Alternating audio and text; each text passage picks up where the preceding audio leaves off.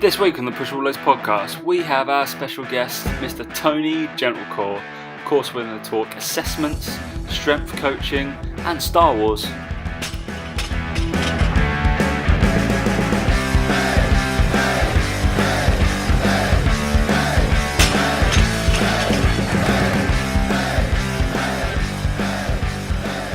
Alright, 3, 2, 1, let's review Rogue One.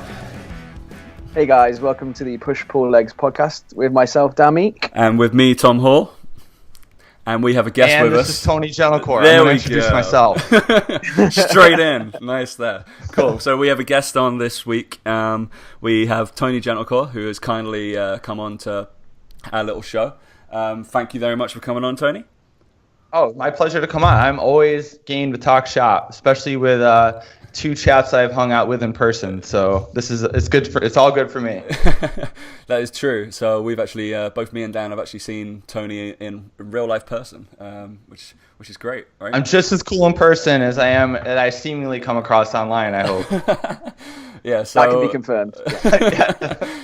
So what we thought with a massive big fish like Tony Gentilcore coming on our show, we would delve into all of the stuff that I think a lot of people know him for, and also some stuff that in 2017, what's going to be big, any kind of assessments, any kind of fitness, get him kind of fitness assessments, industry, Star Wars, anything that kind of comes up. I think, Yes.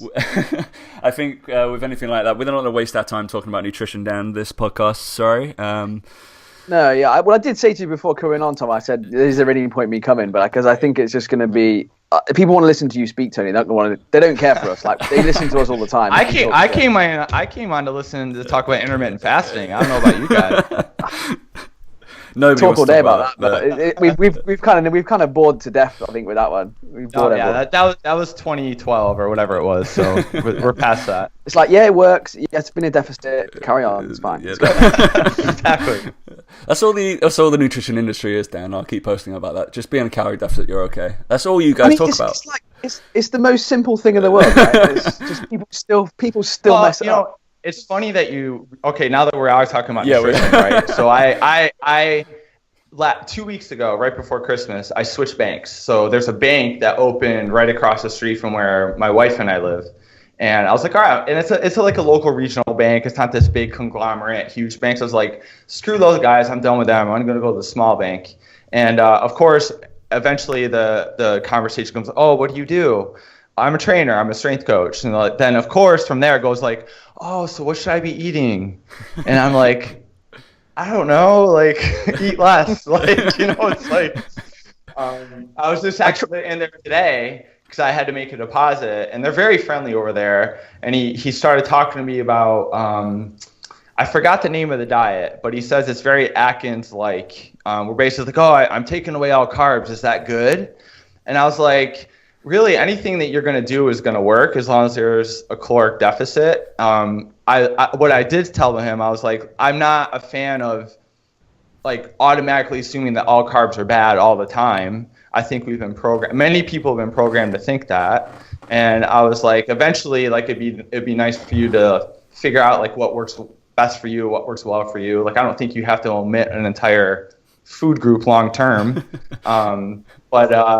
But yeah, it's funny how the conversation or the topic of nutrition always, I don't know how it is for you guys, but if you meet new people and they find out what you do, it's like, yo, how do I lose weight, or what do I have to do? What do I have to eat? I'm like, I don't know you. I don't know what you think. Like, I'm sorry, but yeah, it's one of those where you're a trainer. You didn't even mention nutrition, and they asked you about it. Imagine what it is when you go, oh yeah, I'm a nutrition coach. Oh yeah, my god, I just don't go out of the house. Like, I don't honestly, like, even with what I do now, like people ask me, I'm like, I defer, I punt to somebody else. Like, if you want to talk nutrition, I have plenty of people in Boston that would be more than happy to help you. Like, I'm cool with like giving like small suggestions and like, yeah, maybe you could, eat a little bit more protein at breakfast, or maybe try this after your workout.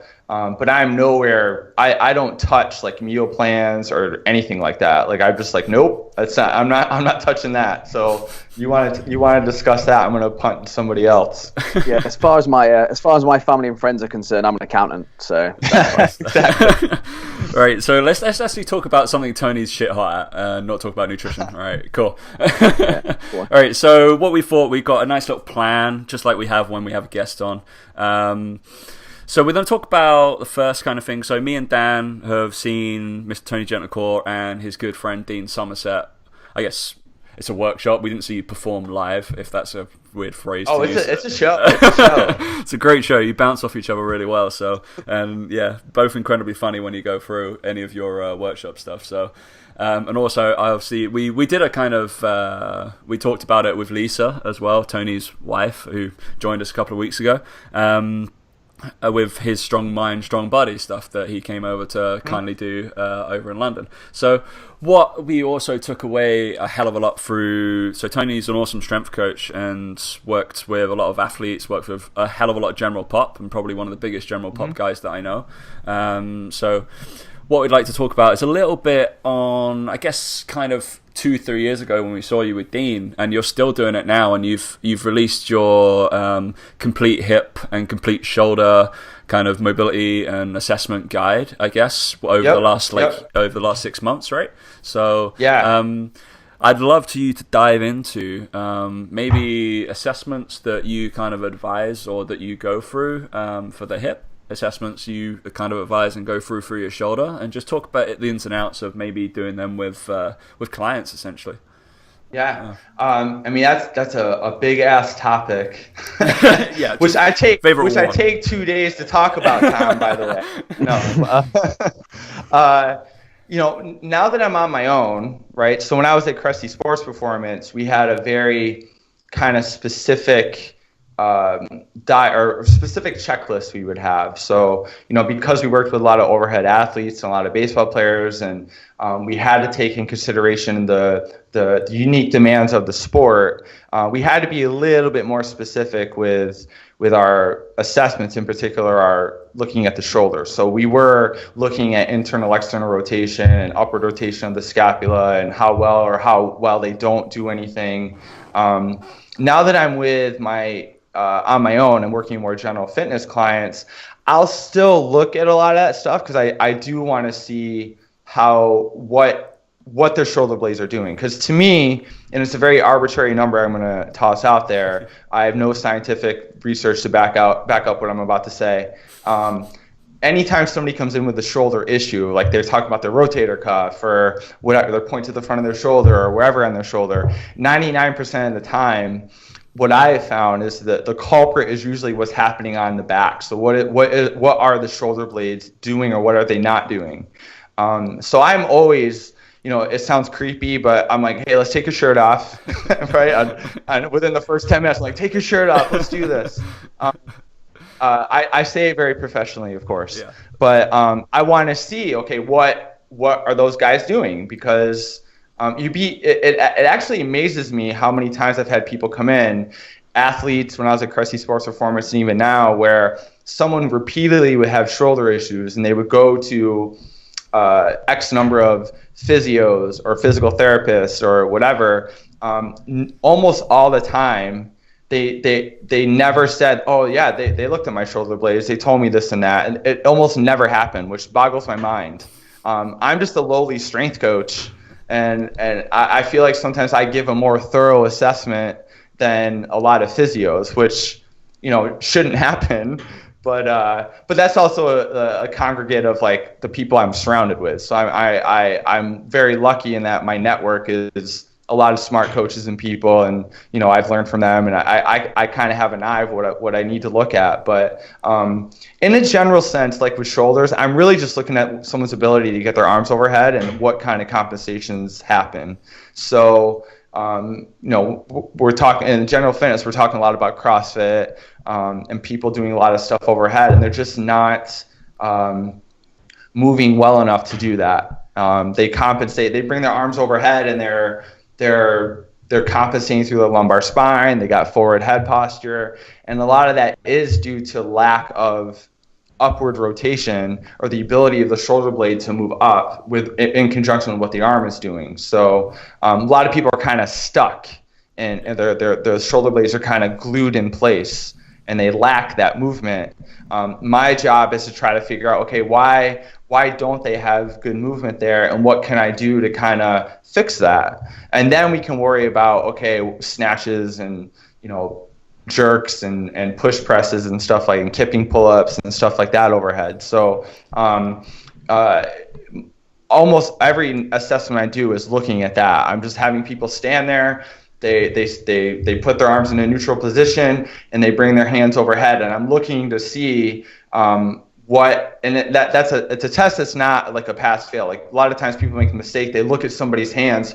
Oh yeah, you got your hands overhead. You're good. No, you're trying to see, are the shoulder blades actually moving properly, and then where are they compensating? So a lot of times, I don't know if you guys have seen it a lot. Like say a lower back person comes in, they complain of low back pain, and of course they're going to be like, what's wrong with my lower back? Can you fix my lower back? And a lot of times I would tell them, it has nothing to do with your lower back.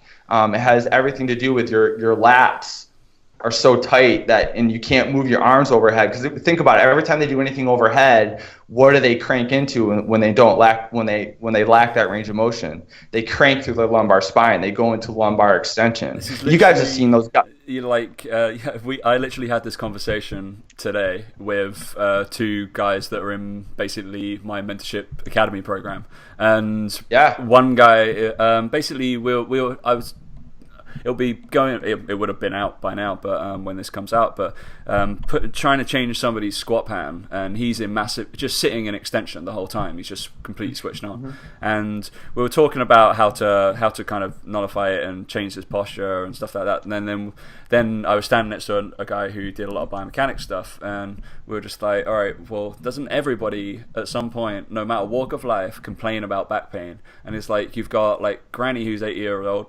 Complains of back pain. It's like, it's probably not your back. All right, is it going to be like anybody who's like mid-train to train will complain about back pain? And then there's athletes that complain about lower back pain. I was like, maybe it's not all the same, and they keep looking in the same spots. Which we were griping that one of the physios for him, he had a client that just complained about lower back pain the whole time. And the physio was like, yeah, we gotta just brace the core and that'll sort out your back. And we're like, oh, well, maybe it's not. A little bit more deeper than that. Yeah. But that for some people, but honestly, for some people that is correct. I mean, it always depends. I mean, no assessment that I do is the same. Like, yeah, there is a checklist that I like to refer to. Like, I have my little sheet of paper and it has everything written down.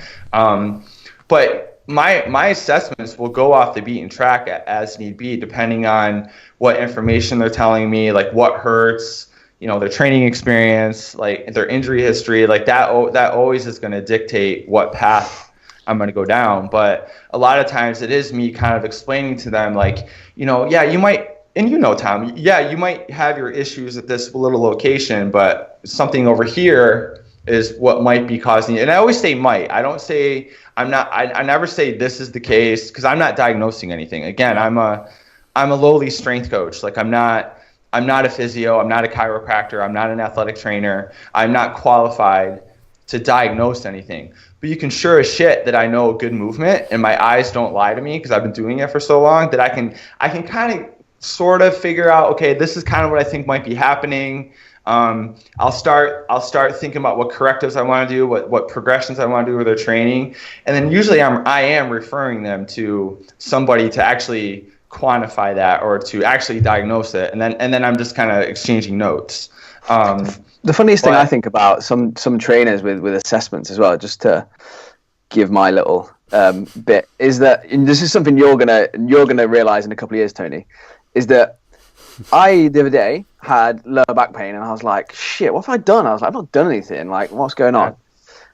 I was carrying my 18-month-old baby home from town, and I sit her on my hip, and I go into... I see what you just did there. I'm having a baby soon. Yeah, I see what you did there. Yeah. And I was just sat in lumbar flexion, just sat there like that. Like, I realized, I was like, yeah, it's because I carried it all the way home. It's like a 20-minute walk, and I was picking her up more than usual. And again, it comes back to the basics for trainers, is they don't ask the simple question. Like a trainer, like I could have gone to see a trainer the next day and gone, oh, I've got a bit of lower back pain.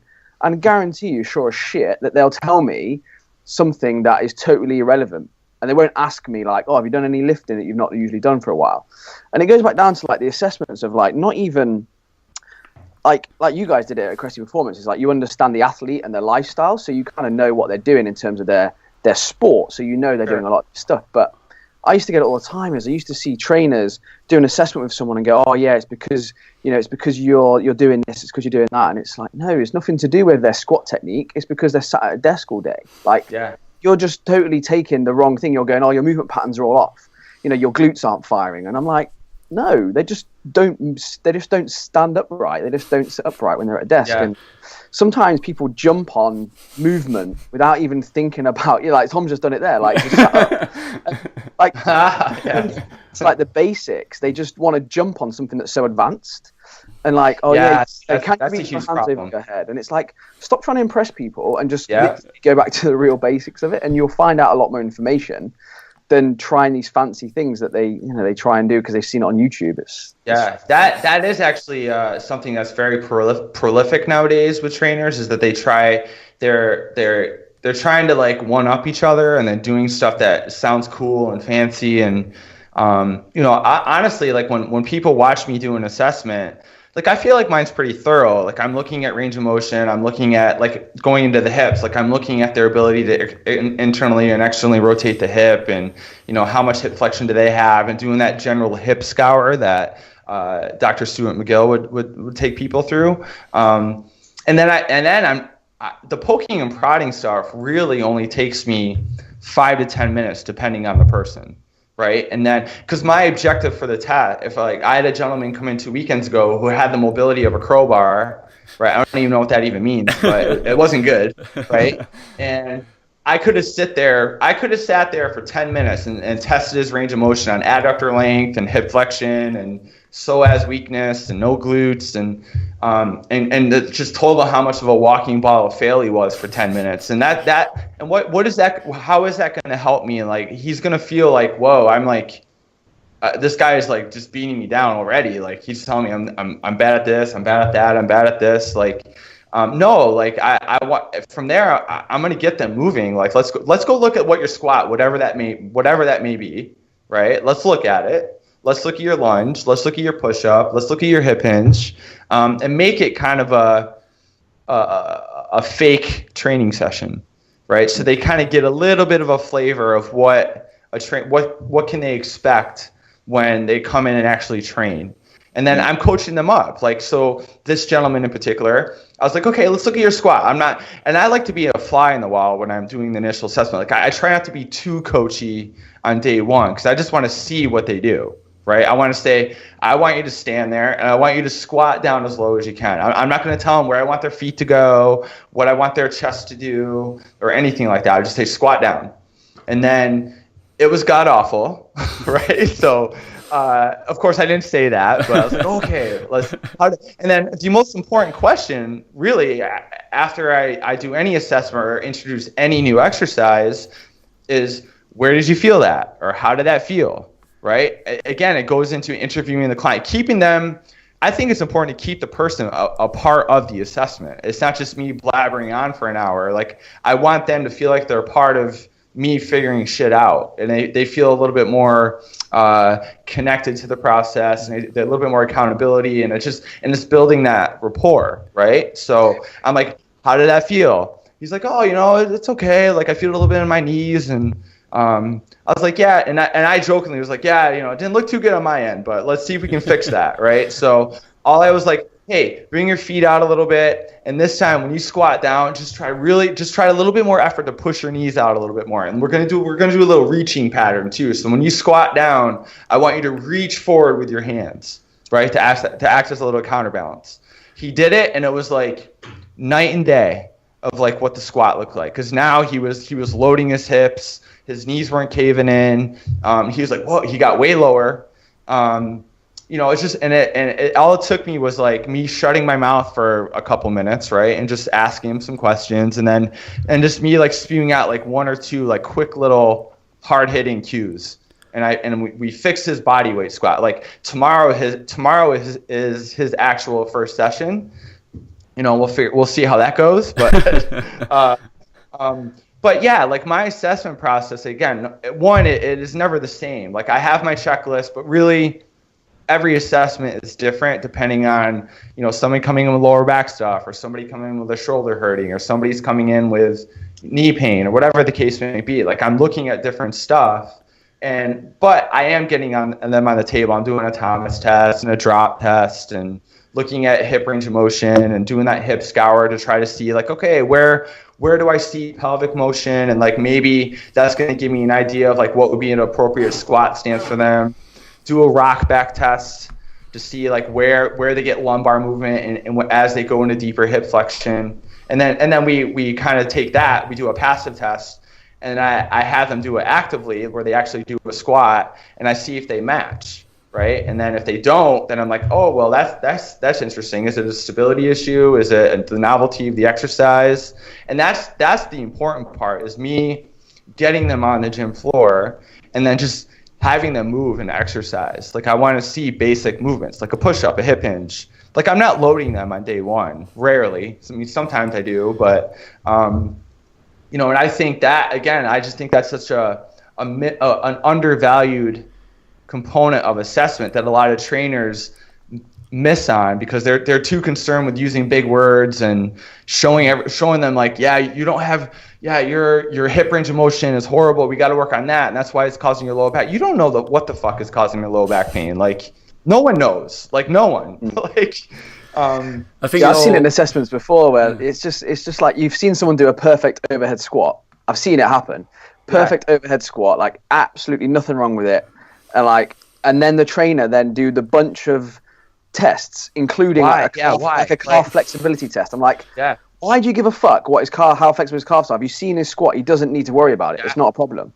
Honestly, that's beautiful. That's beautiful. Like that's such a great point. If I see somebody, I'll have them do a toe touch, right? And if they go palms to the floor, do you think I really have to do the rest of the bait and laxity score? Probably not. Like they're probably hypermobile, right? And it's just like I don't need any more. I don't need to go any deeper. And if they can demonstrate a beautiful squat right out of the get-go, like I don't need to test their ankle dorsiflexion or their big toe flexion or anything like that. That's such a great point. It's a lot of wasted time with assessments when I just feel like the assessment should be an actual fake training session. I think we outlined it as like we were talking about it, and essentially assessment could be just your warm up. If every single time you've got your client, you do your assessment is a warm up, and then you can take them through that. Most of the guys will feel pretty warm from that. That's one of the ways that I start to do it, is because you're checking everything anyway, so there's no reason why you can't do a squat, overhead squat, push up, TRX row, hinge, and then suddenly, all right, you've done kind of a full body warm up, already done, ticked off. All right, that was you assessed as well, and also referring back to, because I think Dan had a massive grin on his face when you talked about basically talking to the client and kind of going through showing them success and stuff like that, because we drive home quite a lot on this show about, obviously we can be the best trainer, like have all this knowledge, degrees on the wall, master's degrees, biomechanics, strength, S&C, but if we don't get to know the fucking person, then they're never going to do anything for you and never going to work with you. Exactly. I think Dan does it, probably talks about it passionate as anybody, I think. I think it's with like Lisa coming on was a prime example of it as well, like just your language and like how you say it. So like you said there, you said you'd ask the client, where do you feel it? And the amount of times I hear someone say, did you feel it in your glutes? They're going to say yes, whether they did or they didn't, because you've just told them where they should be feeling it. So, like you said, that was an open-ended question. It's brilliant. And then the reason I smiled is that the question I always got back is that right? It's like, well, there's no right or wrong. Like all your clients want to be right. They all want to be doing it perfectly. So, if you say, where do you feel it? And they go, oh, I felt it in my knees. Is that right? And you go, well, yeah, but we can make sure you feel it, where we want you to feel it. And yeah, exactly. It's those questions that, for me, can make or break a training relationship with a client without fail. Like that first session, you're making a first impression. And if you're telling someone, like you said, so if that conversation went differently, and, I said to the client, oh, did you feel it in your glutes? Let's say they said no, and you then went, oh, that's not good.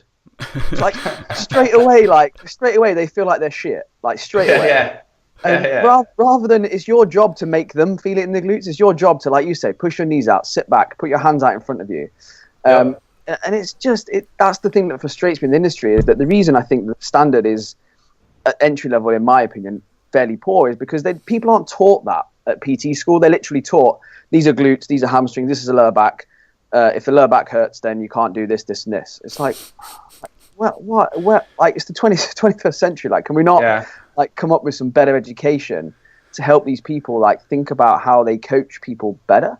And it's the soft skills of coaching that, for me, are lacking. And you've just touched on all of them there in the assessment. And one of them is that one. But then the second one for me is exactly that, is your assessment process is not tests 1 to 20 and you have to complete them all. No, I don't even do the whole thing sometimes. Like, after a while, I'm just like, no, we're good. Let's go work out. You know, there's some clients you see move and you just go, you know what, like, you can move. Let's go train. And it's literally like, right, if you can do a body weight, Bulgarian split squat, I guarantee you, whether we can load it or not, I can get you a good workout doing that. So that could be your first session. Because me and Luke Worthington have created an assessment protocol for the whole of the third space, and we're starting to get everybody to do it, and they're starting to learn it, and they've realised, oh shit, that makes sense. Because at the end of the day, when we're building like our exercise programs and the program you're going to write, I think maybe Contreras said it when we went and saw him down, and he was just like, actually, all my clients get pull-ups, all of my clients get squats, all of my clients get deadlifts, all of my clients get pushes, all of my clients do this. Yep. I was like, why the fuck have I got all of these random assessments that when I'm going to program these in anyway, why don't I just check they can do these? That's honestly a valid point too, because I'm basically the same way. Like, my clients are going to deadlift, they're going to squat, they're going to whatever. I guess where I would add a little bit of an addendum to that is, like, my assessment is telling me what variation of those movements that we're going to do, right? So, sometimes like a front squat is going to be better suited than a back squat based off some of the leverages and like torso lengths and stuff like that. And they lack hip mobility. So why not trap bar deadlift? We're just not gonna pull from a straight bar off the floor on day one. So, but you're right. It's just where it fits on that progression regression continuum, and it is literally like you say. It's at the end of the day, if someone can't hip hinge, it's not like I'm never going to want them to deadlift. I'm just going to have to train them to do it. And that, I remember when we read the article, it was kind of like one of those moments for a lot of the trainers that I speak to and try and help out. Is like it was one of those, read this, because it makes so much sense and it is so simple, but it's so true. It's, you know what? Every single one of my clients has done some kind of squat. Now, whether it's a squat with holding onto a TRX, it's still a squat with a counterbalance weight to it. And you're always going to try and progress them through the continuum at some point. Just like, at what point has, like you say, measuring an adductor length or an adductor stretch ever really kind of, made any kind of relevance to how you pick an exercise? It's probably more to do with hip mobility, and calf flexibility and kind of what their squat looks like as to which one you're going to pick, rather than like the exact degrees at which they can move. It's just a bit, at what point is it just sort of, you're taking them through these tests for the sake of looking clever? So with that, you mentioned the word hip mobility, and I think we can move on to what also Tony has started to be a big founder of, is the flow drills. Something you've started, I think, a movement on, quite literally. So there's movement. There's no pun intended. That was class. I'm sorry. So like movement, like flow patterns. So you and Dean. I mean, we did them with you in the workshop, right? That 2-day thing we did in London. If there's Dean is sneaky, right? You look at a guy like Dean, who's 6'2", maybe 6'3". I've shared a hotel room with him enough. I should know, like, his, I don't know his body in that much detail, but he's 6'2", 230 pounds. He's a big dude. You look at a guy like that walking in the room, he's like, there's no way this guy can move well. And he does move very well. Absolutely nuts. Because when he does the flow drills, it makes a lot of people look bad. And he's actually one of the guys. He, along with Max Shank, are two guys. Max in particular, like, that guy's. I think he has like a 5-minute flow series that he does either weekly or every so often during the week, and talk about a freak of nature. That guy is on another level. But I think it's been cool because when it comes to warming up, most people would rather jump into a live volcano than to actually do a warm up. And let's be honest, as coaches, we're kind of the same way. Like, we tell our clients and athletes, yeah, you got to do these drills before you train and warm up and how important it is. But and I know and everyone else knows that when we go in and train and we're short on time, we're not warming up. We're just going to the barbell and we're, if squats are on the agenda today, we're just squatting with lower weight to warm up and we're building up. So, but what I like about the flow drills is that it kind of expedites the process, and it's a lot less monotonous and like eye rolly. It's just and it really is a template. Like there's really no right or wrong way to do it. And guys like Max Shank, Andrew Spina, Dean, which I think he got a lot of his stuff from Dr. Spina's course. I think it's definitely. It just makes the warm up a little less painful. I mean that in a boring sense, not that a warm up is painful, but it just makes it just expedites it, and like and you're getting everything. Like you're not just doing a glute bridge, like you're not just doing a hip external rotation drill. Like you're doing everything in a flowy pattern. So. I think that's one of those trends that isn't really a trend. I think it's just something that makes a lot of sense, and something I've been playing around with myself, and obviously a lot of other coaches feel the same way. Yeah, I mean, like the one we took away probably biggest. You start with like a hinge, you flow through, basically turn to your hips, and then we end up basically in a half kneel, coming up to full standing, or like Dean. Yeah. Actually, I tried one with. One of my like a 62-year-old client, and did that drill, but kept her in a squat as she passed back through for her kneel, and then took it back down to the hinge. And she was like, "Oh, that's class." And I was like, "Well, we've warmed everything up, kind of lower body that we needed to, and had you bracing. It's class." Like, which just like I don't always have to spend time doing your glute bridge, and now you've got your adductor banded walks, your monster walks, then kickbacks, and then then we'll do a clams, now we do this, and it's like and it's dependent. Like some people do need that for sure, more isolative stuff, but after a certain point, like taking into consideration injury history or any correctives they need to be doing, like the flow stuff is money.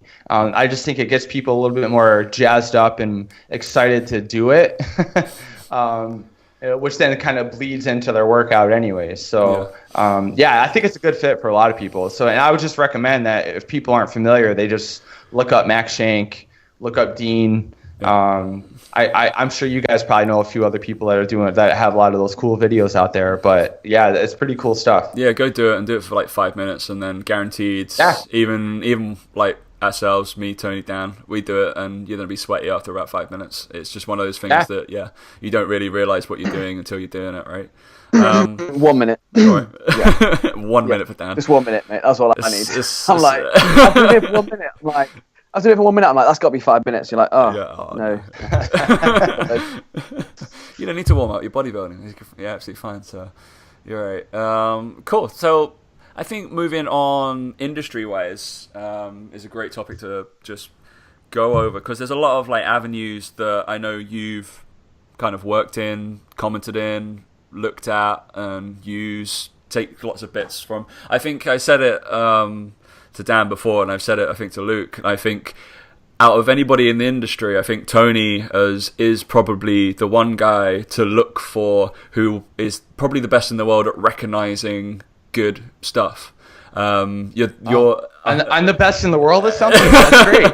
I think as also being an amazing coach, but you know exactly what works, and you'll be like, that guy's doing awesome work, I'm going to take exactly that from, or you're very good at referring to like, this guy's shit hot at it, I know this much, I can take you this far, and then this guy's, so you easily, I think we were talking about it when we did our workshop, and I was like, it's like everybody he's ever recommended has always been good, so therefore he must be shit hot at looking at people who are good. Yeah, I mean, well, thank you. That's a very high compliment, and I think, number one, I think giving credit to people is important.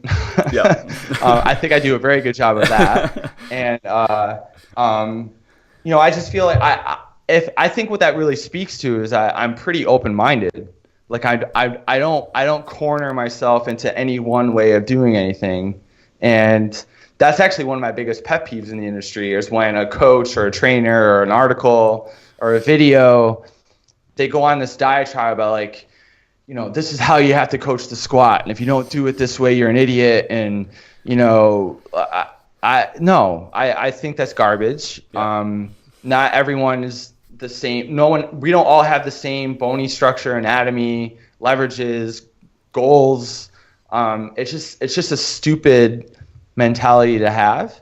And, and I guess it goes really, again, to that famous Bruce Lee quote where it's, accept what is useful, disregard what's not. So if I read an article or an ebook or watch a video, am I going to agree with every little thing somebody says? No. I mean, there were times where I disagreed with Eric, and that's fine.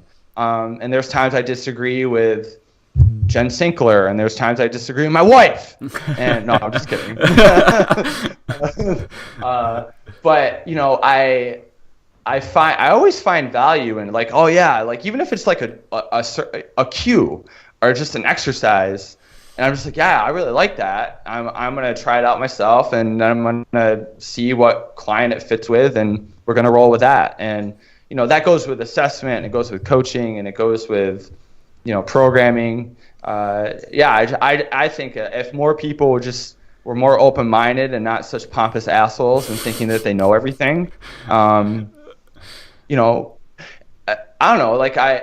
Anyways, I'm glad to know that I come across as somebody who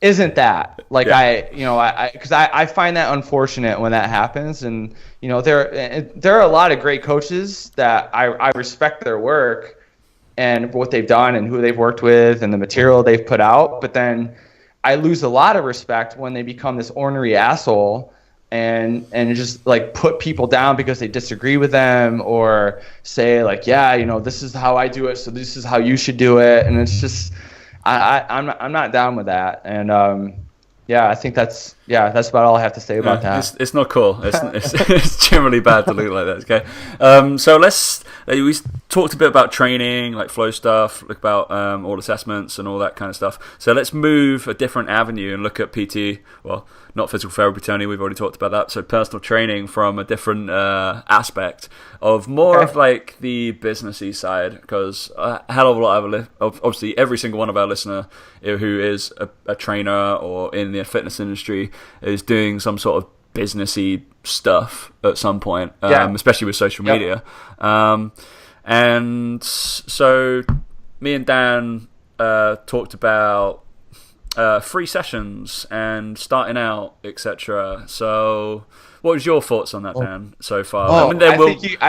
I think you should give away as many free sessions as possible. So me and Dan will talk. We'll talk just now. I think most people know our views. What was our view, Dan?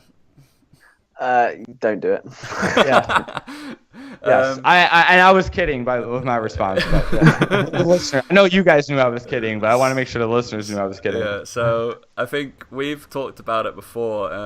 People may have approached maybe Team Box, who Dan works for, or at Third Space, or also Push Pull, like online programming, and just kind of.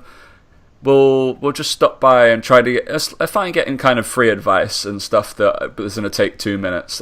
I have no issue with like just chatting to somebody. That's absolutely fine. Yep.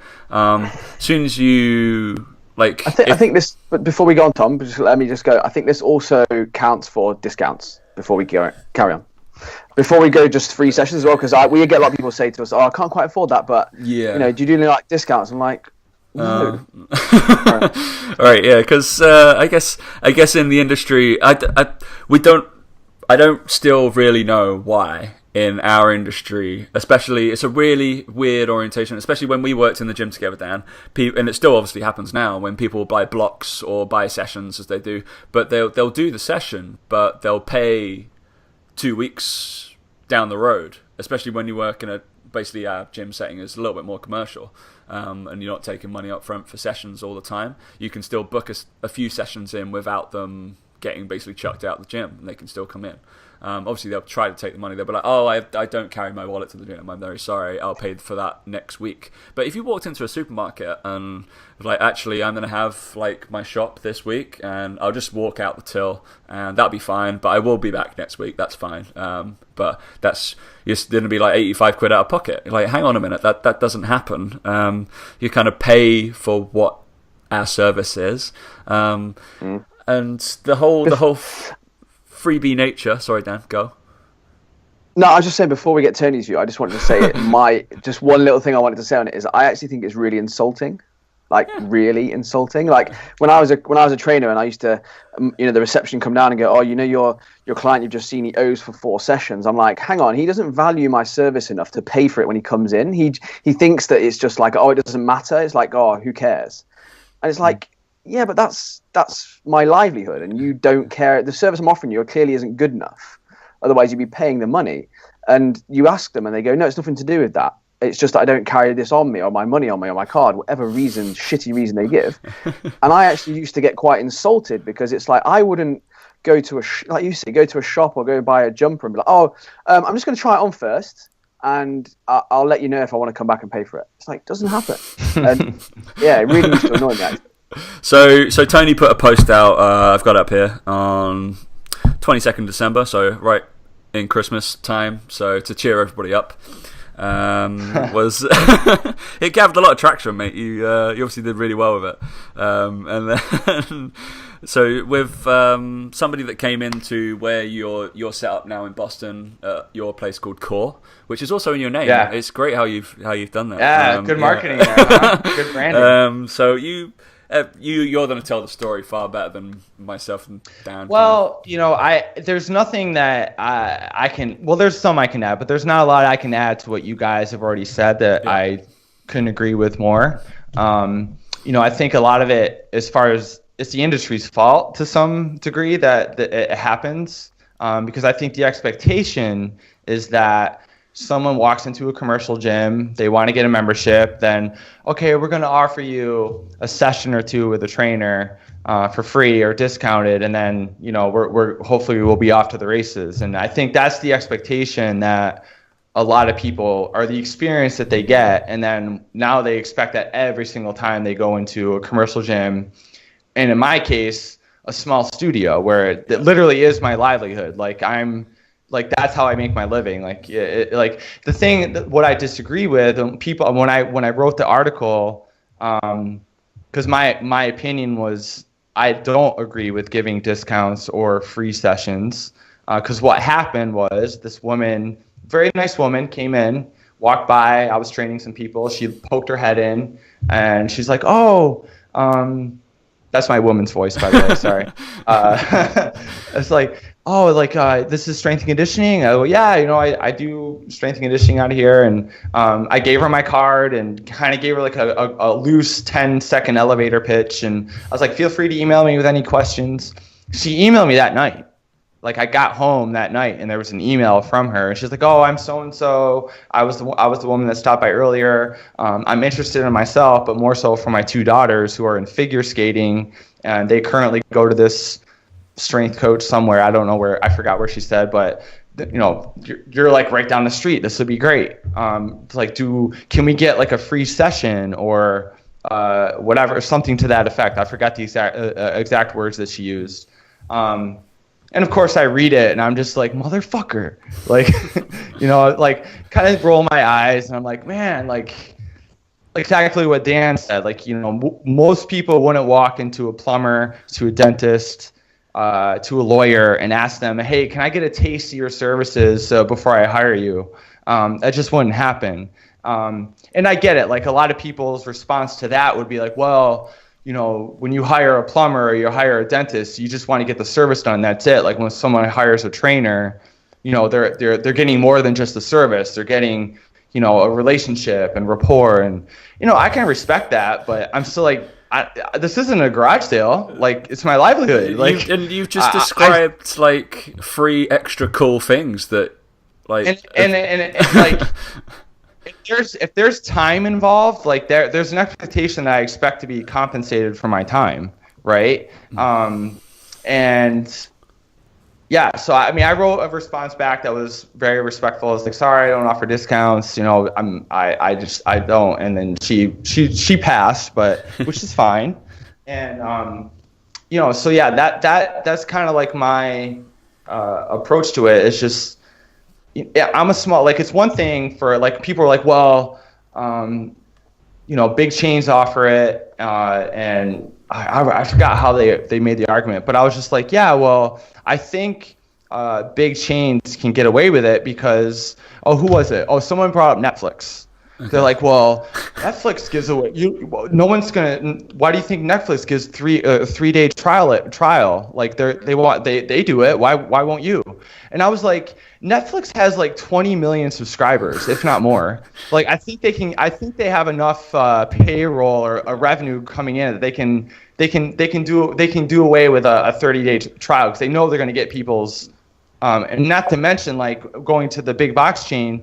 You know, big box chains have other revenues coming in. Like they have membership fees. Like they have, you know, apparel. They have shakes. They have whatever. You know, when you're a small studio like myself, like it's just me, right? I have bills to pay. So it just makes sense that I should be compensated for my time, right? And don't get me wrong, there's always exceptions to the rule. This is not to say that I never make exceptions or that I'm like very 100% stringent on it. Like, yes, I do make exceptions. I mean, as an example, I have people come when I was at Crusty Sports Performance, and even now, people come in and observe all the time. Like, there are coaches and trainers that come in and they'll spend an entire day hanging out with me, asking questions, watching me do assessments, watching me coach. I don't charge for that. Like, I'm working, like I'm all for paying it forward and allowing people to, you know, see what I do. Like, I have nothing to hide. But when it comes down to doing an assessment, writing a program, taking the time to do that, and then coach somebody, like, yeah, I expect to be compensated for that. So yeah, it's we get it a lot as well. Like, obviously, because online nutrition, online coaching as well is a huge. There's a huge problem with that. In that, we give out so much good content for free. Like you do it as well with your with your website and your blogs. Like a ton. People could pick up a program, run with it from you listening to you for a week or 2 weeks, listen to some podcasts. They could pick up a decent enough program, probably assess themselves to a degree and kind of go, you know what, I can not hurt myself, right? Mm-hmm. And it's the same with nutrition. It's like the amount of free stuff we give out. It's like, I've told you, it's about a calorie deficit. Put yourself in a calorie deficit. Like I've put it there on Facebook for the last year. Go and read it. Like, you know what to do. So why are you asking me for like me to help you for free? Because I've already given you so much information that you need to apply to yourself first before you're in a position to understand why coaching is even going to benefit you. Like, yeah, that's the other thing is that people don't understand what they're going to get out of coaching. So they think that by having one free session, they're going to all of a sudden understand it. And it's like, okay, let's say you give that free session. Well, you don't know what they want because someone might want to just come out of the session, never be able to walk again because their DOMs are so bad. One person might want to come out of there never having that feeling. And you just have no idea what they want to get out of that one session. Like, what's a successful session to them? Right. You can't ever find it out in an hour. And it's the same with nutrition. It's like, okay, let's say that I'd said to you, look, we're going to set you up for your nutrition for free for 2 weeks. It's like, you need to understand what that means and what you're going to get out of it and how that's going to set you up and help you. Not think of it as I'm just going to rinse this for everything I've got and hope for the best. And it's really frustrating sometimes. You kind of think to yourself, the amount we give as coaches for free because we enjoy it and we love our jobs, that's what's taken for granted, the fact that we're passionate about what we do. It's like, if we hated our jobs, oh yeah, I understand why you charge for it, but you clearly enjoy your job, so what? Like, so I shouldn't get paid? Like, how's that? That's the thing that frustrates me the most, is people assume that because you enjoy your job that it doesn't matter if you get paid or not for it. Yeah, and I think you kind of alluded to it already, Dan, but I think another important point to consider in this conversation is something that my former business partner, Pete Dupuis, brought up, and that No, I just lost my train of thought, but he said something very profound.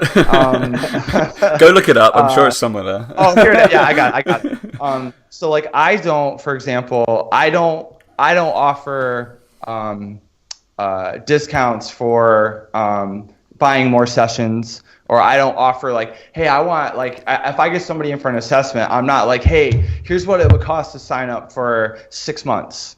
Right? That's a big fucking number for a lot of people. Like, you know, on day one, they barely know you, and now you're asking them for $2,000. Like, you know, that's a bit absurd. So myself, like I go by the month. I want to earn people's business on a month by month basis. Like I have to do my job as a coach, write good programs, be able to progress on the fly when they walk in feeling like crap, or this hurts, or, you know, they just had a horrible night's sleep.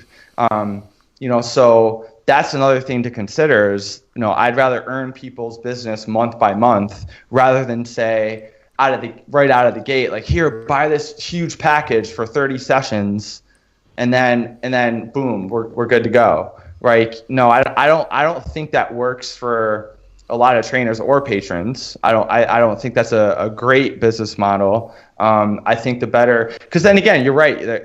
A part of our industry is building relationships. Let's not kid ourselves. Like that is a big part. I mean, there's a lot of shitty trainers that keep people because they're great conversationalists and not because they're good trainers, right? So people are paying for that service with quotation marks. I'm saying it like, you know, you guys can see me do it, but.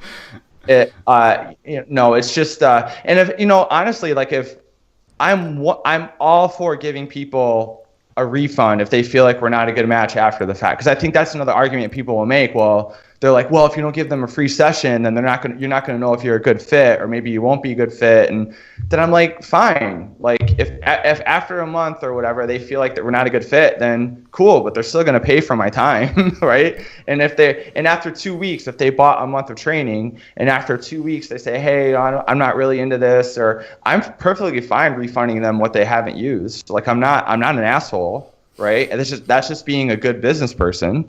Right. So, you know, those are, I mean, this is a huge conversation. I'm sure we could have probably easily talked about this for 2 hours, but those are just kind of like my big bullet pointed points to make on that front. Cool. So leading into that, like, because obviously a lot of guys, you've alluded to it in this podcast as well, know you from Crazy Sports Performance.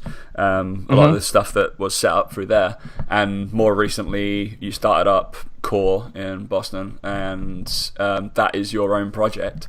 So with you starting that out, are there tips? Basically, we're looking for any tips, any mistakes that you've made kind of as you've gone along that journey, leaving a company and then going by yourself. Much, I guess you and Dan can talk about this more because I'm still employed, so I'm alright. Yeah, I can't speak for Dan, and I want him to chime in on this, but I have to assume we're probably pretty similar in that it's scary to go off on your own. Like, you know, leaving Cressy Sports Performance, a well-renowned facility. You know, it's a well-known place. I helped build. I was there for 8 years, and to leave that after 8 years was pretty daunting. Like it wasn't an easy choice, but the reason why I left was that it was time. Like I spent those 8 years, helping to build that brand, and being an ambassador of that brand. But I was lucky too in that I was able to build my brand too. So I was able to build my website, to build my social media presence, to start dabbling in speaking engagements, and then that dabbled into me and Dean doing our stuff together. You know, so while I was still under Cressy Sports Performance and I was able to use that as leverage, I was still building my brand. And, you know, then eventually, you know, I get married and Lisa and I start discussing, like, what are our goals? What do we want to do? And it was just time to leave. And I actually credit, I think you guys might know who he is, Todd Bumgardner. Okay. It's a really, really phenomenal coach here in the States. Him and his partner do the Strength Faction, which is coaching for coaches. I would definitely suggest people look that out. I get no kickback in saying that. It's just it's an awesome group of people. But Todd, he stayed with me in Boston one weekend because he was coming into town. He was doing a speaking engagement for Equinox. And when I found out he was doing that, I was like, hey, dude, I'd love you. Why don't you stay with me? I'll go with you. I'll listen in and we can just hang out for a day or two. And that's what we did. And it was right at the brink of when I was like, I'm thinking about leaving Crusty Sports Performance and kind of doing my own thing. And the difference between me leaving, though, is I wasn't looking to start my own gym, right? I think that's a big expectation or a mistake that a lot of trainers, like, they think like the holy mecca or peak of this industry is gym ownership. Yeah. And I would say that's bullshit, right? Because it is not for everyone at all, because it isn't just about buying a bunch of fancy equipment and flipping the lights on and people are just going to show up, right? That is not what happens. And I think Dan could probably speak to that. Especially even if you're doing online stuff, like, people aren't just going to miraculously show up and email you. There is a career capital you have to build in order for that to happen. So I got into a situation where I was able to sublease. So there's a woman that was a mile from my apartment, and she already had an established place and very little equipment. So when I met with her, I was like, yeah, I live a mile away. This would be great. I could train people out here, but could I bring in my own equipment? Like, could I vomit strength and conditioning in here? And she was like, yeah, cool, do it. So I bought a rack. I bought some dumbbells and plates and barbells and, equipped it with the equipment I needed. And I was subleasing under her. I was basically paying an hourly rent to use the space, which was great for me because I had no overhead. All I had to pay for was the time I used it, right? And, and it was cool. Like, when I left Crusty Sports Performance, because I already was a recognizable name, I had people when I put it out to the world that I was going to be in Boston. I had people reach out right out of the get-go. I think I had 10 people right out of the gate say, "Hey, I want to train with you." I was like, "Cool, let's do it." So I was very lucky, but I also have to remember that I spent 8 years building a brand and doing hard work to be able to do that out of the gate, and not a lot of people can say that. And then it came to where I actually took over the lease. And actually, wait, going back to Todd, I talked about Todd Bubgarner. I didn't even finish my story with him. He basically said to me, like, listen, like, the only way you're going to do it is if you scare the shit out of yourself, right? That's the only way that you're going to do it and that you're going to succeed. And that, I think it was 13 words, the way he said it. It resonated with me so much. And I was like, all right, I'm going to do it. And then that led to me finding this sublease thing. But yeah, now I took over the lease about 6 months ago. So it is my studio now. I call it Core. And it's kind of cool. Like, I'm there 4 days a week. I have trainers subleasing under me, which helps me with overhead. And, what was nice was that Pete Dupuis kind of helped me out. I kind of gave him a loose business plan. It's like, here's what I'm thinking about doing. Here's what's going to happen. Here's the overhead. Here's what's going to happen with equipment. And he gave me the thumbs up. He's like, dude, you kind of be stupid not to do this. So that was reassuring. That I wasn't a complete moron from the business standpoint. And yeah, it's been great. Like, I still am able to do my writing. I'm still able to travel. Right when I went to London in August was right about the time when I just started taking over the place. So I can still do that stuff, and it's been a good fit. Like, I don't have a ton of complaints. Like, there's always stuff that you never realize that you have to do as a business owner. Like, outside of, like, yeah, you got to pay your rent and equipment upkeep and doing the own cleaning and taking out the garbage and, but you have to do accounting and stuff like that, which is a little bit time consuming, but it's been great. So I don't know if you guys had any particular questions as far as, like, anything specific, but that's kind of like my foray into entrepreneurship, so to speak. And then building an online brand is a whole nother conversation. But yeah, I know Dan probably wants to chime in on this too. So I mean, interesting to hear your thoughts. Yeah, I mean, I think you hit the nail on the head with, like, you're shit scared the whole time. Like, it's just, I mean, I remember when I decided to leave, it was a case of, I was doing 80 to 100 hours a week in the gym, the same clients a week. who had A month, sorry. I was like, man, do it. Man, like, what? No, sorry. So 80 to 100 a month. And I was kind of doing like, at the time I was still doing online training with nutrition as well. And I always knew that nutrition was my thing more than training. Like I'm quite humble. I'm an okay trainer. I can get people moving. I can get them strong. But I was like, at that time, it was kind of like, I was working with people that I could comfortably work with. But I was like, that's not really what I want to do, because I was always trying to get into the nutrition with them, with these guys, and face to face, they just weren't bothered, just didn't care, they didn't want it enough. So it was one of those where I was like, right, I was doing the online stuff at the time, I had say 10 to 15 clients, and I just said to myself, right, I'm bored. I was like, I'm bored here. I was like, there's no progression for me here. I was like, the gym haven't approached me to ask about taking me on to help with nutrition anywhere across the gym brand. I was like, they're never going to ask me. I was like, fuck this. I was like, I'm gonna scare myself shitless. And yeah, there you go. Yeah, I mean, I did it all in once. Like, literally had a kid, and like we said, right, let's move. Like within, I think she was 6 months, and we said, right, we're moving cities. And I'm really lucky that my best friend is my kind of like one of my business partners. There's 6 of us that work together, and we've basically decided to build a brand. And we said, right, there's 6 of us that work together. We're all online. We all make a decent enough living. And like you mentioned about gym ownership being like the mecca for PTs, I think that online training, online coaching seems to be the mecca for nutritionists, or like people in nutrition. And I'm like, there must be this vision that people think like, I am in my bedroom here. Like literally, I'm not in like some kind of amazing condo in like, you know, up in the hills. I'm not on the beach. Like I do work at 9 p.m., 10 p.m. on a Friday night like it is now. Like I'm not living the life that people think you are. And I actually think it's harder. I think it's more time consuming doing online stuff. Yeah, definitely. And like my missus is always having a go at me. She's like, you're on your phone a lot. And I'm like, yeah, but I've kind of got to be. Like, it's just unfortunately part and parcel of the job. And like your days off kind of merge all into nothing. You're just on like the whole time. And it's like, but every day I wake up and I look forward to doing what I'm doing. But I also wake up with this fear that it's not going to be there one day.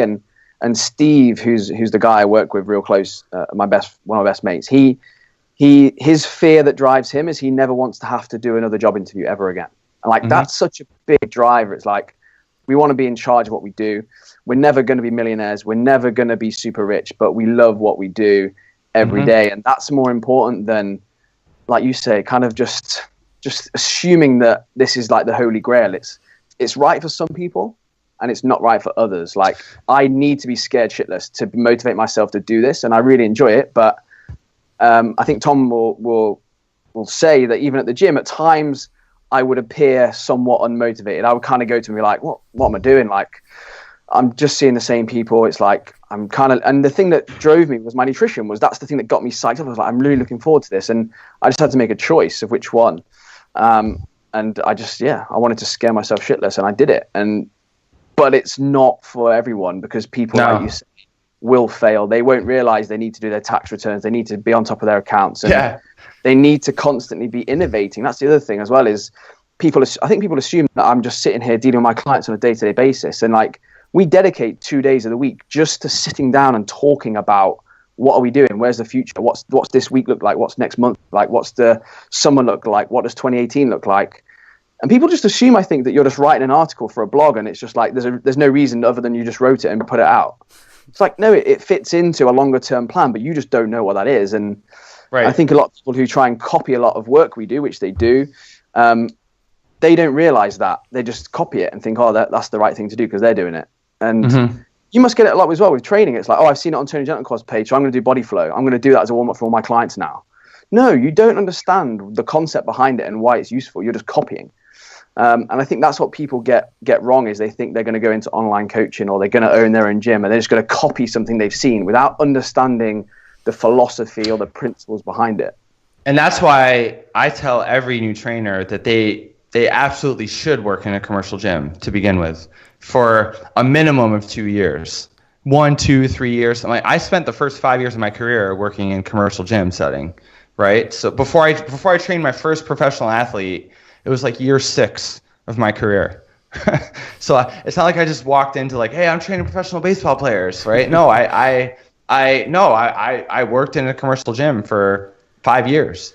And I tell all nutrition, because I get emails all the time from people like, oh, I'd love to be where you are, or how do I get my name out there more? I was like, well, I'm in year 15 of my career, and I feel like I'm just starting to get it. I encourage you to work in a commercial gym. It's going to be shitty. It's going to be shitty hours, but that's the only way you're going to gain experience. And working with a very diverse group of people. But then, like, I know, Dan, you said you got burnt out, but you'd also been doing it for X amount of years, and you gained experience, and you started to figure out what you kind of gravitated towards. Like, it took you years of experience to do that, right? And same with Tom. And the other thing about me and Tom that's a bit different is that we actually both worked with professional athletes first. Like straight out of the bat, straight out of uni. Like I was straight in. I was fuck myself. But no, it comes back to that though. And the reason that I want to touch on it is because it's really, really important. Is that I did that for 2 years, and it was fucking awful. Like they're the worst people to train. They are the worst people to train. It's not all glory for sure. No, like they don't care about you. They don't turn up on time. They don't do what you tell them to do. They don't care about what you say. And it was really nice to go into the setting because there was trainers that we were working with that were going, oh, I want to work with professional athletes. Like, why would you do this? Why would you come here? And I'm like, well, maybe you should be asking the question, like, why would we do that? And rather than thinking that that's the holy grail, why not think, hang on, these guys have been working with these guys for 2 years and they've come now to work in a commercial gym with everyday general pop. That's the bigger question to ask. It's like, why have you done that?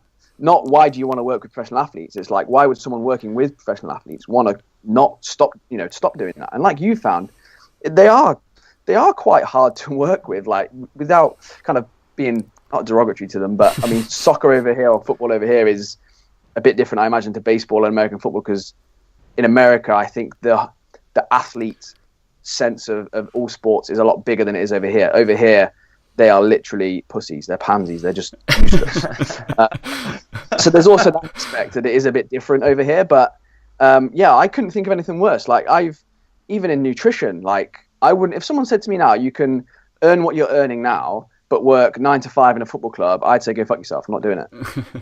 It doesn't interest me in the slightest. And people find that really fascinating. I find it's like, no, they're not that great. Yeah, they're not just. I mean, they're go ahead, Tom. No, it's because obviously from my experience, because both me and Dan, literally at Third Space, we arrived within 3 weeks of each other, and we've both been on very, very similar. We both did our bachelor's degrees, sports science, S&C. Then we both went and did our master's degrees in slightly different fields. Then we both went and worked in professional soccer. Dan was at a club that was slightly higher than me, and he'll keep rubbing it in. It was one league higher, and that was it. They're both professional. They're both getting paid stupid amounts of money. We both got promoted, so we didn't see each other. And then we both hated it, and then we both came out and worked at Third Space within about 3 months, and we were just like, yeah, this is better. Like, we can actually organise our diaries. I don't have to. I think one of the gripes that you had, Dan, was like, oh right, it's the off season, so all the players are on holiday, and then you get your schedule out. You're like, oh no, Dan, you're coming in Tuesday, Thursday. The injured players need to see you. I was like, well, when's my off season then? When do I get my holiday? I was like, no, that's not applicable, mate. You're here to serve the players, and then that is it. That was what we found. Well, especially what I found with working with elite athletes. It was always the hierarchy system I had an issue with, which I feel maybe in the States, maybe it might just be through media and social media and stuff. It looks better, but over here, it's not right. Well, my experience was different because I was private sector, so I wasn't working for an organization so we opened up Cressy Sports Performance, and they came to us really, So what was different about my experience was, Boston in the winter is not pleasant, and the guys who would want to travel here to do their off-season training. As opposed to going to Florida or going to Arizona, where the weather is beautiful this time of year, we were kind of getting guys we knew who were there to work, and we're going to do what we told them to do. Don't get me wrong. There's a few prima donnas and guys that were hard to deal with, but those are few and far between on my end. But that is because we were private sector. Like weren't. It was our it was our facility. So, but I don't know, honestly. I don't think the experience here in the States is any different. Like, I know plenty of coaches who work as a strength and conditioning coach for professional teams, and it's a grind. Like, you have to travel with the team, and a lot of times they're not just a strength and conditioning coach. They're also traveling. They're also doing making the travel schedule. They're doing like laundry. Like, one of the ones we were so away at Cardiff. It was my first ever game, like away with the squad, and we'd stay there the night before. And I haven't got a background in nutrition at all. Yet we're staying in a hotel, so all the players are lined up, and they were like, "Oh, Tom, go stand at the breakfast buffet for me, and just kind of so let the players know what they can eat." And I was like, "Excuse me, what?" I was like, the day of the game. You're there like everything. I'm like, I was just like, I like lifting heavy, everything possible. They just need as much energy. And I had to, what I didn't get was obviously my background's in S&C. I'm like S&C and biomechanist. I was like, I have no idea what bacon, I don't know, bacon and eggs and stuff. And they were just like, go eat that. It was just like, it's all good. It's like, just eat it. They had to go like, no, you're not allowed this fried one. You're not allowed this one. You're not allowed this. So it was really, really odd experience for me, and I was just like, maybe even that early, I kind of knew that maybe being the jack of all trades, especially we both had to do like basically unpaid internships to get into professional football, which is hard in itself. We see jobs now that get advertised in around, and we're like, oh my god, that is how many hours you're going to be doing, and for literally like nothing. And we realize that it can be, we're on the other side of it, so we know what it's been, and we probably wouldn't have got where we were today without realizing it and doing it. But it's a hard kind of pill to swallow when you're like, all right, I'm giving these services away, again linking back, giving all these services away for free essentially, and just doing it and being there. I think we've linked onto that a little bit more. So before we kind of head into Brad Loomis territory of talking for 6 hours, let's sorry, we had the guest on from 3DMJ, and I think me and him are both. Oh, was that a long one? Yeah, that was a long one, right? We talked about powerlifting. That was just me and him. It was just like, oh my god, wasn't even here. Yeah. So I think what we'd lead to is, so I think we briefly mentioned Tony. Actually, this is probably the point of the podcast where, obviously, you've got a big, massive social media presence, Tony, but probably what the people would like to know, any kind of followers that haven't followed Tony that follow us, obviously you can spout out any stuff that you want to post out now, Tony, and obviously your workshops as well is probably the biggest thing you want to talk about, right?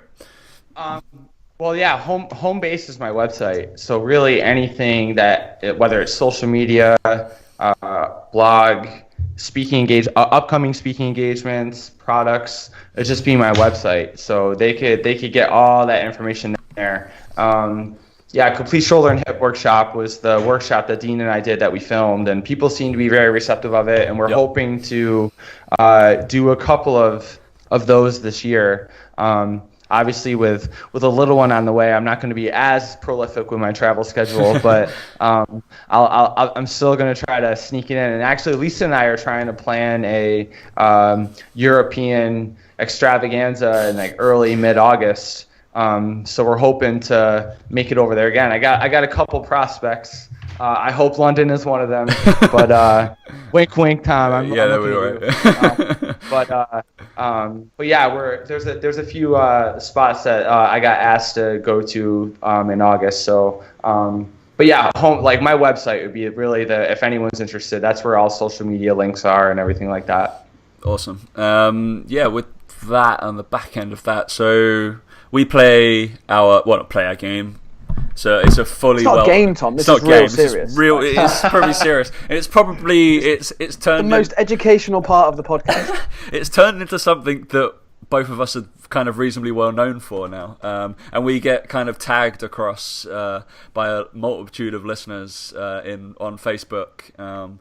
and Instagram, from posts that maybe are from fitness professionals or not so fitness professionals, gurus. We prefer to use the term. They use the term guru, so for us it seems. I hate that term. Yeah, it seems like a derogatory term to me. Yet they'll quite freely use it.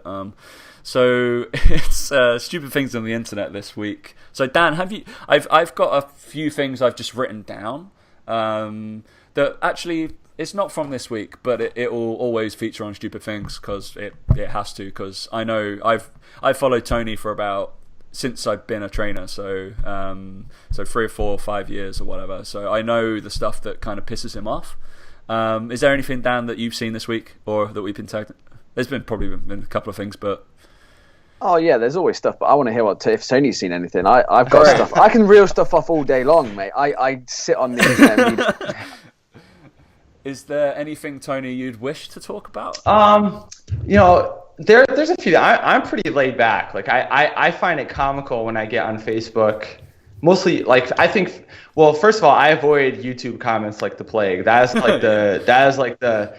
the pit of the internet right there. But I always, I get on Facebook and people take themselves too seriously. And they complain about the dumbest things. But like I know this time of year it's kind of the thing to do to spew out these like top trainers to follow lists. Like follow these 20 trainers or follow whatever. And I get on some of them, which and believe me, it's always an honor. I don't put much credence in it. Like it's cool to be named amongst your peers, but again, it's just some random person's website. It doesn't really mean anything. But then the funny part is when people in the comment section will argue over that person's opinion of who he feels is like the people to follow. Like, and they're like, well, why isn't so-and-so on it? Or why isn't he on it? Or why isn't she on it? And then they start talking about people's character, like why they shouldn't be on it. And that stuff to me is very, it dumbfounds me. I'm just like, really? Like, this is how much extra time you have that you have enough time to get on Facebook and bitch about someone else's list as their opinion of who to follow. Like, who gives a shit?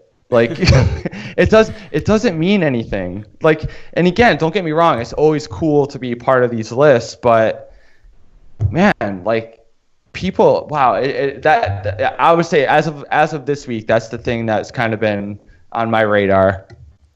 I mean, so let's cover a couple of topics. So, Dan, you have tagged me in a post I said probably 5 times in the last kind of I don't know, month. Oh no, I want to choose the other one about the carrots. That was just we'll save that for another one. Yeah.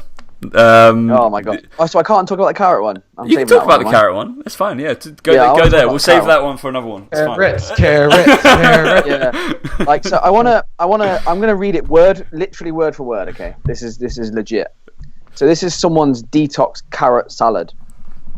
1 carrot, grated lengthways, removes dangerous toxins, bacterial overgrowth, and excess estrogen. Helps clean our colon and is great for bowel regularity. For a start, what happens if you cut it up? Does it have to be grated? Like, is that something? Anyway, that's legit apparently. And then apparently there's research for it apparently. And the other one is they add white wine vinegar, which stimulates HCl, aids digestion, and is also antimicrobial.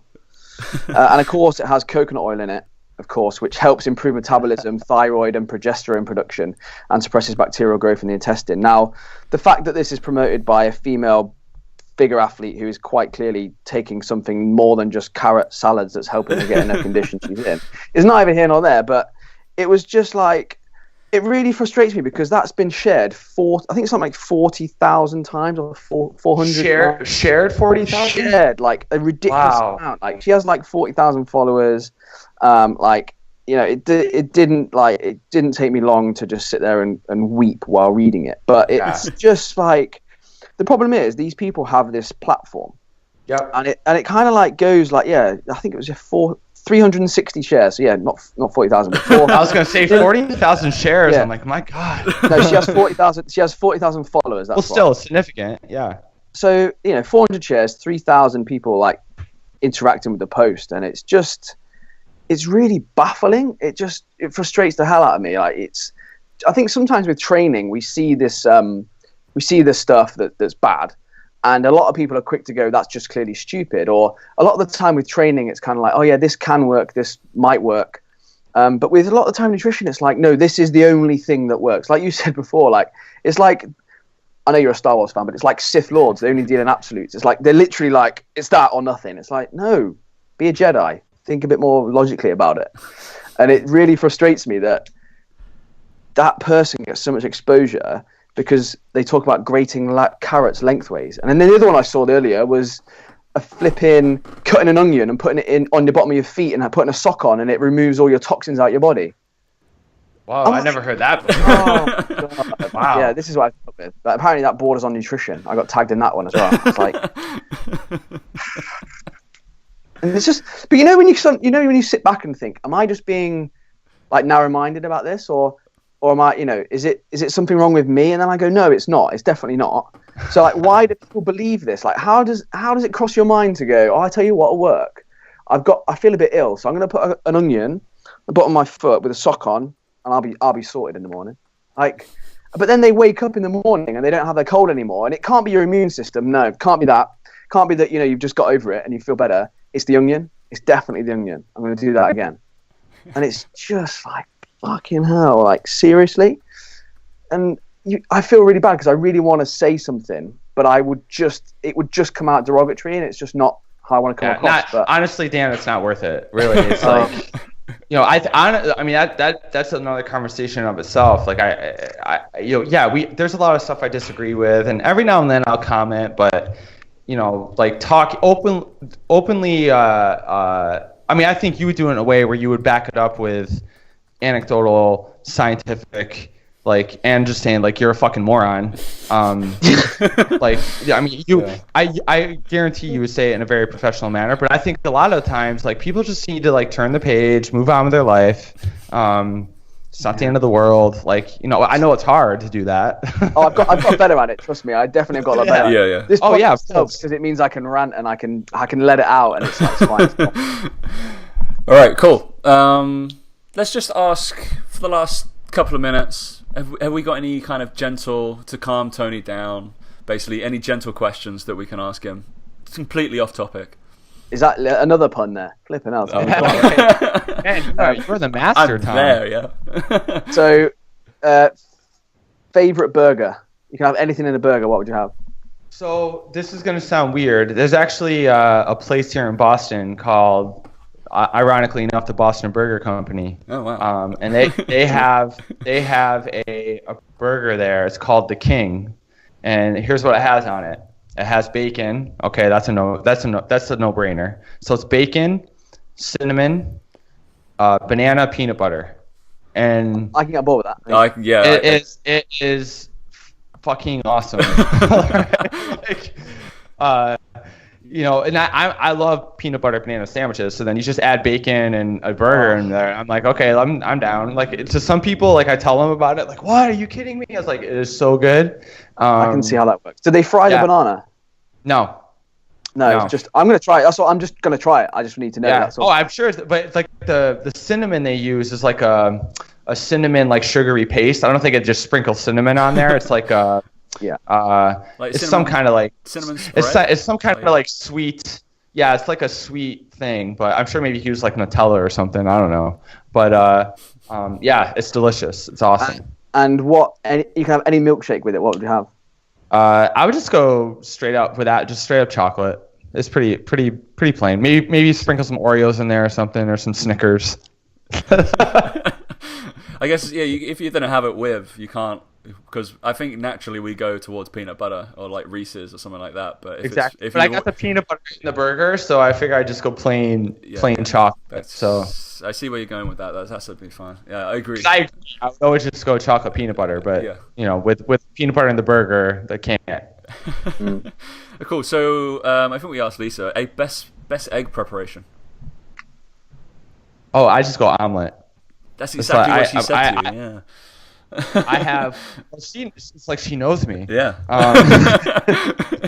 Yeah, that's what I have every morning. I get up and I make a 5 or 6 egg omelet, and I go. I alternate between just straight up butter, or sometimes I use coconut oil. It depends. If we run out of butter, then I gotta kind of use coconut oil, but usually I go with butter. And then I go 6 eggs or 5 or 6 eggs, and I go oregano, turmeric, pepper, and then sometimes I'll add a little like parsley or whatever, and then I just make that, and then add a little cheese, maybe put some hummus on top of that, and I'm good to go. Easy. I love Easy eggs. breakfast. I love eggs. And then my side dish is a cup of oatmeal with some blueberries and protein powder. So I have a pretty big breakfast every morning. Yeah. I legitimately get up in the morning and I'm excited to eat breakfast every morning. I think we can, being like trainers, I think we're all in the same boat, I think. Yeah. What's the next question is, what is your favorite episode of Star Wars? Episode? Oh, yeah. Empire Strikes Back. It's still like I mean I saw Rogue One. I liked it. I didn't love it. I liked it. But yeah, Empire for me is still, maybe it's just because I'm a traditionalist, but Empire to me is still like that's the litmus test for every Star Wars episode that comes out. I think that's I've not asked you. I concur. So Empire Strikes Back goes. Yeah. So it's. I would bet 95% of Star Wars geeks would say that, if not more. they'll go Empire, and then it becomes like a clusterfuck of arguments. And I actually like it's hard to differentiate them now. So what is Episode 3? Like it was Revenge of the Sith. I actually like that. I thought it was cool. There's obviously battle scenes and stuff like that. Out of the prequels, that's the one I like the most. I despise Attack of the Clones. Attack of the Clones was terrible. Yeah, that was the one. Phantom Menace, I'm not like Phantom Menace. I'm like, I didn't hate. I wasn't like, oh my god, this is horrible. But because it had Darth Maul, and Darth Maul made it totally worth it. But the kid got annoying. So yeah. But Attack of the Clones is garbage. It's like that's by far like way. Yeah. Nothing can get worse than that. Yeah, for me, number 3, the way it was like when you watched it, you were just like, oh my god, that's it. Like it all came together. That's why for me I prefer 3, but yeah, over 5, and then it goes like 4, 6, whatever. But we could be here again for another hour. We could be another hour. But the only issue I liked Rogue One, but the issue that the only issue I took from it was the ending.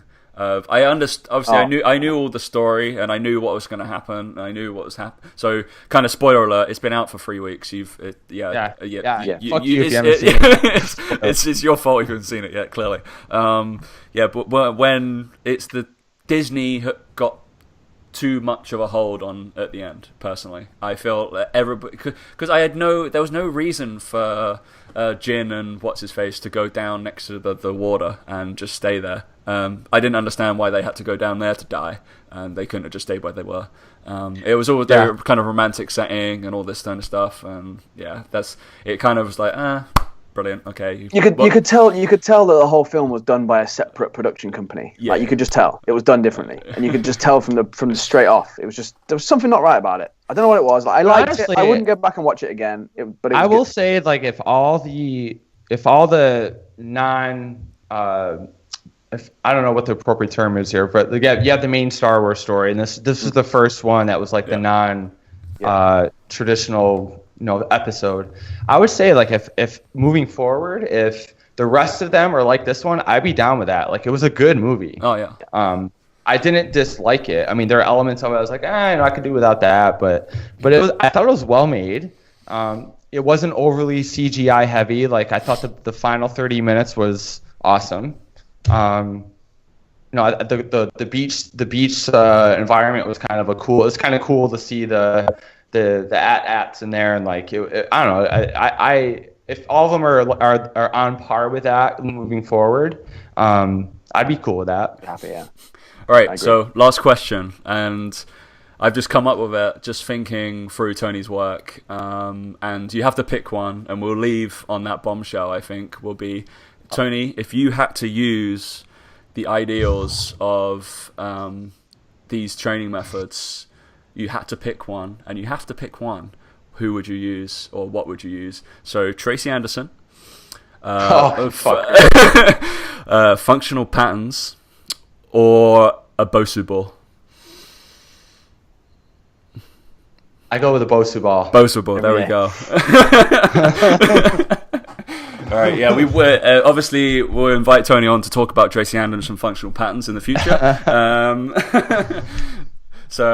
Yeah, if anybody wants to just research those 3 things, there's plenty of stupid things on the internet, and that will be kind of that. We can, but legitimately we can say Tony Gentilcore likes Bosu balls and should use them for everything. Yeah, go for it. There's also a video out there of me somewhere like stabbing a Bosu ball. We've got either way. We've got a clickbait article. Yeah, now. Exactly. Our headline. Yes.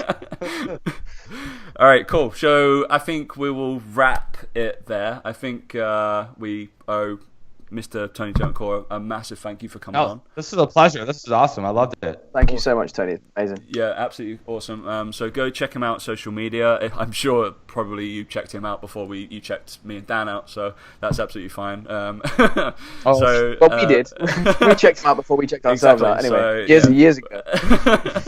So go have a listen to any of the podcasts that also Tony's been on. He was amazing to feature us on one of his posts out. Go read. One of the things that I make sure I read is the things you should be reading whilst you're pretending to do work or when you're on the toilet, right? So it's one of the best articles out there for fitness, because you can straight in refer. You get about 5-6 things just to go check out. It's really cool. It's easy. He's done the research for you. You don't have to click around. You've got something to read every single day. So awesome. Thanks for that, Tony. Keep putting out the good work, and hopefully we'll talk to him again soon at some point. And I think that's a wrap, Dan. Cool. Anything for you to say? All right, guys. Thanks a lot.